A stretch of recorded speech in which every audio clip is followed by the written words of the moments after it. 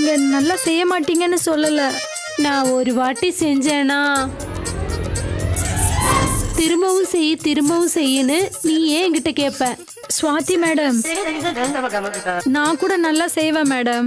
நீயும் செய், நானும் செய்யறேன். அப்படி நம்ம 2 பேரும் சேர்ந்து செஞ்சாதானே 2 பேரோட பசியும் நல்லபடியா தீரும். அப்படி சொல்றீங்களா? அப்படி சொல்லாம வேற என்ன சொல்ற? சரி, நான் காய்கறி கட் பண்றேன், நீங்க மசாலாக்கு ரெடி பண்ணுங்க. செய்யறேன். சரி வாங்க.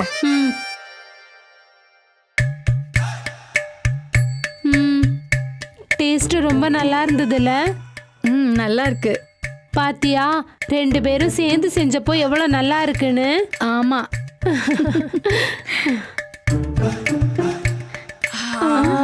அப்போ செய்யலாமா? ஆல்ரெடி செஞ்சிட்டோம்ல.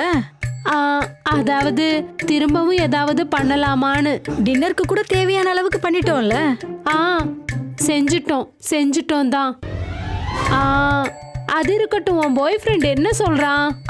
அது ஸ்வாதி, நான் உன்கிட்ட ஒரு விஷயம் சொல்லணும்.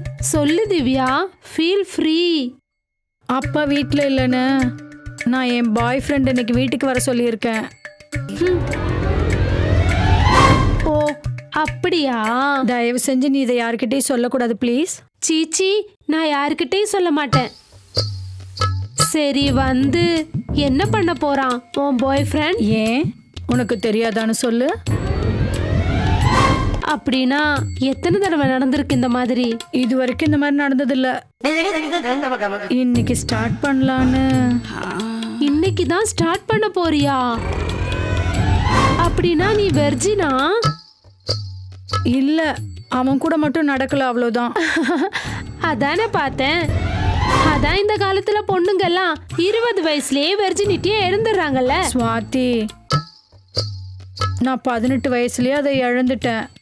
ஓஹோ, நார்மல் ஸ்பீட் இல்ல நீ என்ன? ஆமா, இது எத்தனாவது பாய் ஃப்ரெண்ட்? இதுக்கு முன்னாடி 3 ஏன் பிரேக்கப் ஆச்சு?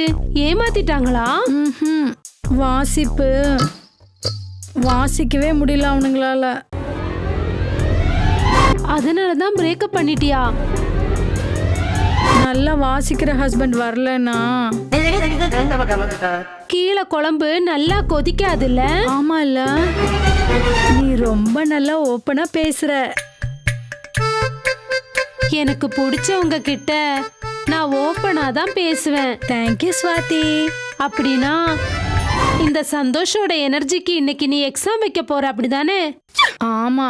ஒருவேளை இந்த எக்ஸாம்ல அவன் ஃபெயில் ஆயிட்டானா? அவங்கிட்டையும் மிடில் ஃபிங்கரை காட்டிடுவேல? யோசிக்கவே மாட்டேன். ஆனா அப்படி நடக்க கூடாதுன்னு தான் வேண்டிக்கிறேன். ஆனா நான் நடக்கணும்னு தான் வேண்டிக்கிறேன். என்ன திடீர்னு சைலண்ட் ஆயிட்டீங்க? உன்னை டிசப்பாயிண்ட் பண்றதுக்காக நான் சொல்லல, ரொம்ப பிராக்டிக்கலா சொல்றேன். இப்போலாம் நல்லா வாசிக்கிற ஆம்பளைங்க 30% தான் இருக்காங்களாம். அப்படியா?